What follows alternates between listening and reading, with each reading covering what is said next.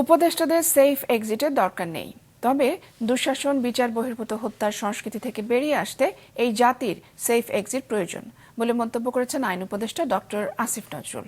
রাজধানীর একটি হোটেলে জাতীয় মানবাধিকার কমিশনের অধ্যাদেশ 2025-এর খসড়া বিষয়ক পরামর্শ সভায় তিনি বলেন, বিগত সময়ে দুঃশাসন, বিচার বহির্ভূত হত্যা এবং লুটের ওপর যে রাষ্ট্র কাঠামো গড়ে উঠেছে তা থেকে সেফ এক্সিট দরকার। আর সেজন্য শক্তিশালী উচ্চ আদালত, সংসদীয় কমিটি সহ জাতীয় মানবাধিকার কমিশন দরকার।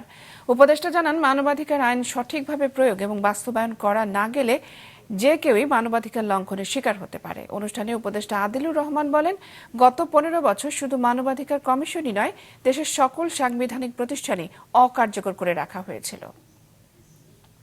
আমরা উপদেষ্টারা খুব নিশ্চিতভাবে জানি আমাদের কারো কোনো সেফ এক্সিটের প্রয়োজন নাই, তবে বাংলাদেশের জাতি হিসাবে আমাদের সেফ এক্সিটের প্রয়োজন আছে। আমরা এই যে গত 55 বছর দুঃশাসন দেখলাম, গুম দেখলাম, বিচার বহির্ভূত হত্যাকাণ্ড, ব্যাংক লুট করে ফেলে, এরকম একটা ভয়াবহ, অসুস্থ, আত্মধ্বংসী রাষ্ট্র কাঠামো থেকে আমাদের সেফ এক্সিট প্রয়োজন এই জাতির। আমরা তো সবাই আদালতের ভিকটিম, ইনজাস্টিসের শিকার হয়েছিলাম। এর থেকে বের করে আনতে হবে এই পরিস্থিতিকে, এবং সেটা কালেকটিভ এফোর্ট। আপনারা যারা আজকে এখানে উপস্থিত হয়েছেন তাদের সেই চেষ্টা আছে বিশ্বাস করি, এবং এই কালেকটিভ এফোর্টের মাধ্যমে আমাদের প্রতিষ্ঠানগুলিকে, ভেঙে পড়া প্রতিষ্ঠানগুলিকে আবার দাঁড় করানো যাবে।